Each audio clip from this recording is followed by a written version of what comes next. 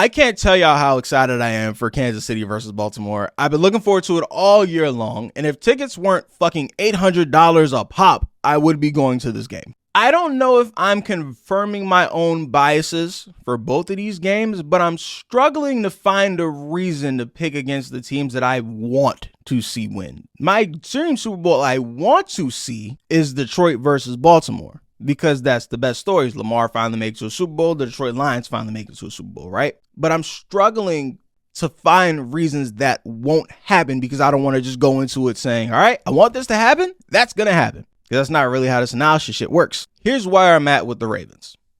A lot of the things the Texans did well on defense are the things the Chiefs do well, which is the blitzes, disguise the coverages. They're great in the secondary, so they run a lot of man, can stay tight to those receivers. But the Ravens solved that at halftime of the game. And as much as Steve Spagnuolo is more advanced of a defensive play caller than DeMeco Ryans is, there's only but so many answers for Lamar Jackson. Another thing for the Chiefs defense that was concerning, like I outlined earlier, the Chiefs never really stopped the Bills' run game. They never found an answer. The Bills just stopped running the ball. The Bills were guaranteed 5 yards a pop. And as good as Josh Allen is at running the football, there is nobody at quarterback who is as good as running the football as Lamar Jackson. That is not a good sign for Kansas City. You got Willie Gay, who got hurt the first play of the game for the Bills game. We don't know how he's going to look coming into this week. That is their spy guy that they use to spy quarterbacks. But even with Lamar Jackson, this ain't Madden where the CPU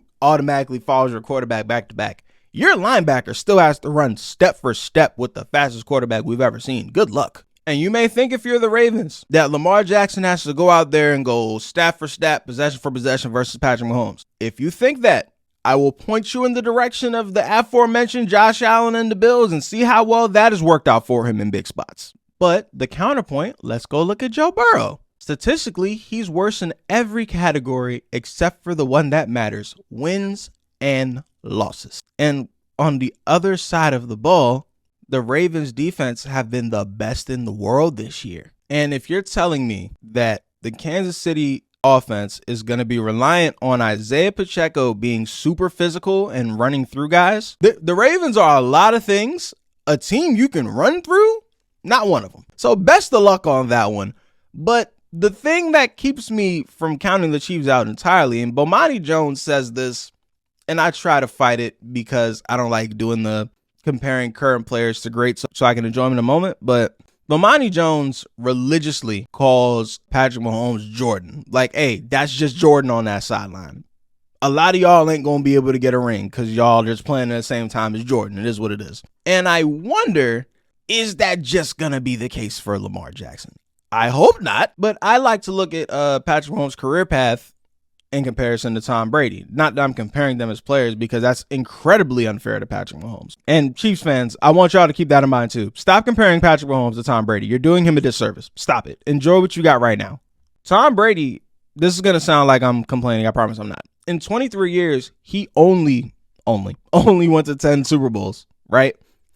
There were still 13 other years where he did not go. And even in the 10 he did go, he only won 7 of them. There were 3 years where he didn't win. I'm sure if you look at how great Tom Brady is, in 100 years, we're not going to be able to believe he lost to Nick Foles and Eli Manning. As great as you are, it's not like you're impossible to beat. So to me, this feels like either Baltimore wins by 20 or Kansas City wins by 3. And for y'all that think that Lamar is going to be able to save us from Taylor Swift in the Super Bowl, wait till you find out who's performing next year. Because if you think that's not signed, sealed, and delivered, it's yours by now, you are crazy. All right, last game.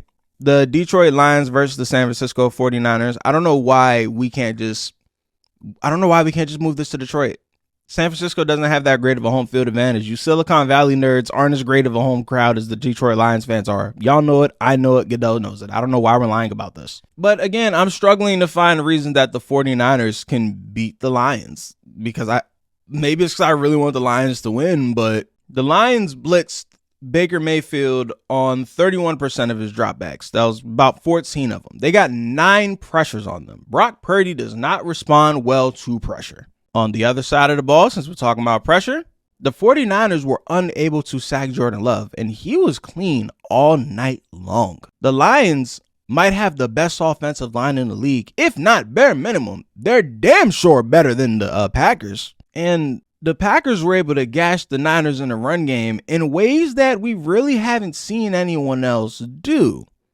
The Lions are significantly better at running the ball than the Packers are. So everything the 49ers are bad at, the Lions are great at. Add in the fact that they may not have Deebo Samuel next week, which I'm sure he's going to try to play. But if you have a 50% Deebo Samuel, how much of a Deebo do you really have? You know what I mean? Like, at what point are you getting diminished returns? Because the same thing that got him hurt is the same reason you want Deebo out there, is the fact that he's a never say die type player. But if he does a never say die thing next week, he'll be knocked out of the game in the first quarter again. I don't know, man. I don't know.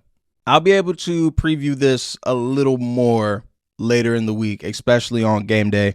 Right now, this podcast is getting way too long, so at some point I'm gonna have to cut this off. But I am really looking forward to this weekend. I love conference championship week. I know a lot of people say divisional round weekend is the best weekend of football, and maybe it is because 4 games and two minimum are guaranteed to be competitive. But these games right here, oh man, these games change franchises. These games change legacy. Like, losing in a conference championship and losing in a Super Bowl are very different legacy wise, as far as how we see you as a player, as far as how we see your season success wise. And you can feel that in the game in a way that in the Super Bowl you can't really feel, because it's not in front of a home crowd, because the Super Bowl tickets cost $1 million and home fans typically don't pay that or travel to the city. So that environment, the stakes, the level of play, I love conference championship weekend. I cannot wait.